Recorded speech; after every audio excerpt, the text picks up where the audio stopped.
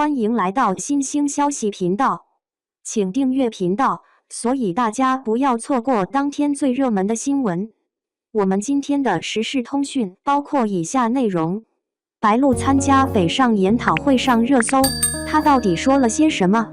当导演那句华子很好飘进耳膜时，白鹿正盯着监视器里自己略显笨拙的表演。监视器里的短发女孩戴着钢牙套，皮肤晒得黝黑，眼神里却闪着不服输的光。这个与过往仙气形象截然不同的夏凤华，让白鹿在拍摄初期焦虑的彻夜难眠。谁曾想导演脱口而出的3个字，竟成了点燃这场蜕变的关键火种。此刻正在央视热播的《北上》，以3.615%的惊人收视率刷新近3年黄金档纪录。当观众为运河边假小子夏凤华的成长轨迹揪心时，很少有人知道这个角色差点因为演员的自我怀疑而失去灵魂。白鹿在研讨会上坦言，那些被钢牙套磨破的嘴角、涂黑粉过敏的皮肤，都曾让他站在镜子前反复质疑撕碎古欧女神的标签，真的值得吗？钢牙套里藏着的何止是少女心事？夏凤华学生时代总爱抿嘴藏起牙套，却在望向青梅竹马时忍不住咧嘴傻笑。这场没有台词的暗恋戏被白鹿处理得令人心碎，钢牙在阳光下反射的冷光与眼角偷溜出的暖意形成残酷对照。有观众在弹幕刷屏，这不就是我高中时偷看学长的样子？更颠覆的是成年后的转变。当北漂10年的夏凤华蜷缩在出租屋吃泡面，手指无意识地抠着泡面桶边缘，这个细节让无数打工人破防。白鹿在采访中透露，为找到这种被生活磨出包浆的状态，他连续半个月穿着戏服挤地铁，观察早高峰人群疲惫的肢体语言。黝黑皮肤下的演技不易，剧组造型师至今记得白鹿的坚持，要求把粉底色号再调深2个度。运河边的烈日与风沙，在他脸上刻下与古偶剧截然不同的印记。雨中追船的戏份，他摔在泥浆里时，探班好友惊呼：“这是那个宁安如梦里红衣倾城的江雪宁。”这种自毁式的投入让编剧赵东陵都感叹，很多偶像演员舍不得卸下包袱，白鹿的勇气令人敬佩。当夏凤华撸起袖子跟混混打架时，那些大开大合的动作里，分明能看到演员在泥地里反复摔打留下的淤青。导演的肯定是暗夜里的北极星。拍摄初期的某个深夜，白鹿盯着监视器里自己僵硬的反应镜头，焦虑的几乎窒息。导演姚晓峰突然的华子很好，让他瞬间红了眼眶。这个被写入研讨会发言的细节，意外揭开职场心理学的深层密码，精准的肯定能激活大脑奖励机制，将压力转化为持续输出的能量。灯光指导透露，正是这种正向反馈形成创作链式反应。当白鹿得到你眼里有北漂女孩的倔强的评价后，整个剧组开始自发研究90年代运河码头的日照角度，连群演都开始记录打工者的微表情。从仰望到比肩的爱情进化论，夏凤华与谢望和的感情线被观众称为最真实的青梅竹马成长范本。学生时代的仰望，成年后的并肩而立，白鹿用吃烧烤的细节完成角色觉醒。从前啃鸡腿见油都懒得擦的假小子，开始偷偷用纸巾擦嘴，眼神躲闪的模样让网友直呼这部就是心动初体验。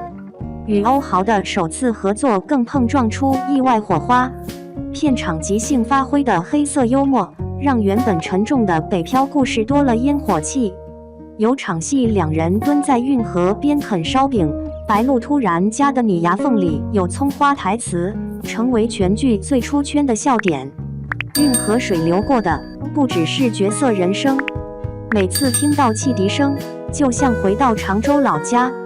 白鹿在研讨会上的动情发言，揭开演员与角色更深层的羁绊。那些在运河边观察到的摊贩吆喝、船工耗子、最终都划入夏凤华风风火火的步伐里。有场与母亲对峙的戏，他下意识模仿了家乡菜场阿姨叉腰说话的神态，成就全剧最高光片段。当剧中响起时代的浪潮在每个人身上留下印记的旁白，白鹿在监视器前哭到不能自已。这种共鸣穿越时空，击中观众。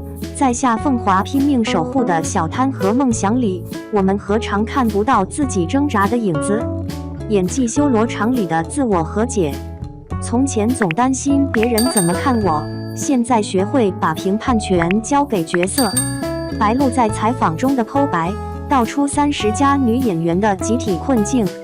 那些为夏凤华设计的下意识动作，焦虑时卷衣角，开心时蹦跳着走路，竟反哺了演员的真实人生。有场戏他临场改成用运河水泥巴糊伤口，这种糙到极致的处理，反而赢得导演连喊3遍完美。原著作者徐泽辰看完样片后惊叹，他把我文字里没写出来的坚韧都演活了。这种2次创作的能量，正是来自白鹿在常州老巷的童年记忆。当夏凤华在剧中对父母喊出“我要带你们过好日子”时，监视器后的工作人员发现演员的手在微微发抖，那是未经设计的真实战力。肯定与质疑交织的破茧之路，并非所有人都理解这种毁容式出演。有观众质疑，把女明星搞这么土，剧组跟白鹿有仇。对此，白鹿在研讨会笑着回应，当夏凤华需要我时，美不美从来不是考虑项。这种清醒认知，让中国传媒大学教授在研讨会上特别点赞，流量时代难得的态度，值得写进表演系教材。争议最大的那场醉酒戏，白鹿坚持素颜上阵，顶着3天没洗的油头瘫坐路边。镜头里她泛红的鼻头和糊掉的睫毛膏，比任何精致哭戏都更具杀伤力。这场戏播出当晚，白鹿演技词条在热搜榜爆了8小时。当95后演员开始谈论时代印记，白鹿在研讨会上的发言，意外掀起关于 Z 世代演员责任感的讨论。让青年演员行稳致远的是扎实的演技。这句话被中国文艺评论家协会转载时，特意标注这才是流量时代的正确打开方式。那些为体验角色去菜场卖鱼的日夜，那些在城中村与打工妹同住的周末，正在重塑观众对偶像演员的认知。有场戏需要夏凤华背诵运河治理数据，白鹿硬是把枯燥的报表编成 rap 记忆。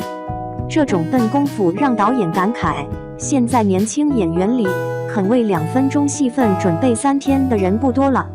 当镜头扫过他笔记本上密密麻麻的批注，观众才惊觉，所谓毁容式演技，毁的从来不是容貌，而是对捷径的幻想。